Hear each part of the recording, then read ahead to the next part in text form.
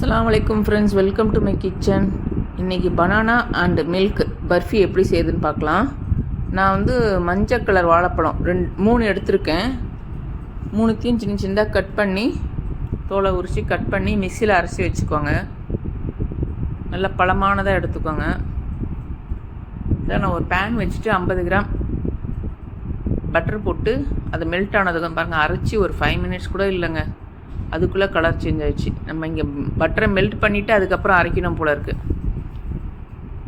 இதை நல்லா மிக்ஸ் பண்ணிவிட்டு நான் வந்து ஒரு 2 டீஸ்பூன் அளவுக்கு சர்க்கரை மிக்சியில் அரைச்சி இந்த பவுடரையும் இதில் சேர்த்துருக்கேன். எடிட்டிங்கில் கட் ஆகிடுச்சு. ஸோ இந்த சர்க்கரை பவுடரையும் போட்டுட்டு நல்லா மிக்ஸ் பண்ணி நல்லா திக்காக ஆகணும். விட்டுறாதீங்க, அதை மிக்ஸ் பண்ணிகிட்டே இருங்க, இல்லைன்னா வந்து உருண்டையாக வந்துடும். பனானா போட்டாலே இந்த மாதிரி நல்ல ஒரு குழக்குழன்னு நல்லாயிருக்கும் நம்ம மிக்ஸ் பண்ணுறதுக்கு. நான் ஒரு 1/2 லிட்டர் பால் வந்து காய்ச்சி ஆற வச்சு வச்சுருக்கேன். அதை வந்து ஒரு 400 கிராம் வந்து ஃபில்ட்ரு பண்ணி அதில் போட்டுருங்க. போட்டு அப்படியே நல்லா திக்காகணும். அதுவும் போட்டு பால் கொஞ்சம் தண்ணி ஊற்றாமல் காய்ச்சிட்டு இந்த 400 கிராம் இதில் போட்டுருங்க. 400 ml போட்டுருங்க. நல்லா திக்காகிடுச்சு. இப்போ நான் வந்து 20 கிராம் அகரகர் பவுடர் வாங்கியிருக்கேன்.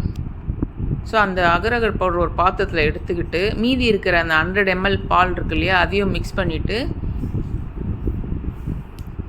நல்லா இந்த இதுலேயே போட்டுடுங்க. போட்டுட்டு அகரகர் போட்டாலே அது ஜெல்லி தானே, நல்லா டக்குன்னு ஜெல்லி பதத்துக்கு வந்துடும். ஸோ ரொம்ப நேரம் குக் பண்ண வேணாம், அப்புறம் ரொம்ப ஹார்டாகிடும்.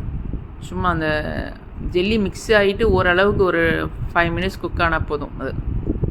ஸோ அது தனியாக எடுத்து வச்சுருங்க. அப்புறம் ஒரு பாத்திரத்தில் ஒரு 150 கிராம் சர்க்கரையை எடுத்து போட்டு கேரமல் சேர போகிறோம். ஸோ கேரமல் தான் பாருங்க, அந்த கலர் மெல்ட் ஆகிடுச்சு. தண்ணி இப்போல்லாம் நான் ஊற்றலை, அப்படியே அதையே குக் ஆகி கலர் மாறிடுச்சு.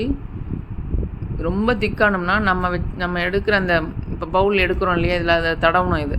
ஸோ அதை ஊற்றினோடனே ஒட்டிடும், அப்படியே ஆறிடும். ஸோ அதனால் கொஞ்சம் தண்ணி மிக்ஸ் பண்ணிக்கோங்க.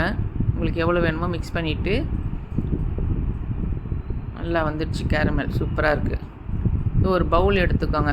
ரவுண்டாக இருந்தாலும் சரி, ரெக்டாங்கிள், எந்த இது உங்கள்கிட்ட இருக்கோ அந்த மாதிரி எடுத்து அதில் இந்த கேரமல் மிக்ஸிங்கை போட்டு நல்லா இந்த மாதிரி பண்ணிவிட்டு நம்ம குக் பண்ணி ஆற வச்சு வச்சுருக்கோம், அதையும் எடுத்து இதை போட்டு உங்கள்கிட்ட மூடி இருந்தால் மூடி போட்டு 5 hours ஃப்ரிட்ஜில் எடுத்து வச்சுருங்க. நான் வந்து ஃபாயில் ஷீட் எடுத்து போட்டு மூடி ஃப்ரிட்ஜில் 5 hours வச்சு எடுக்கிறேன்.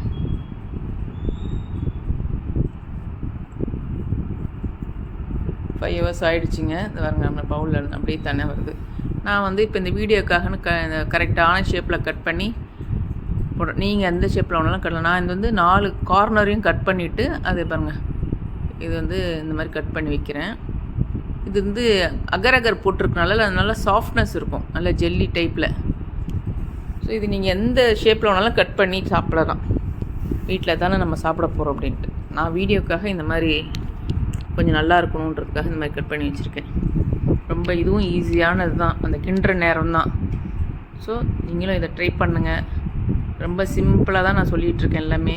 ஸோ பண்ணி செஞ்சு பாருங்கள்.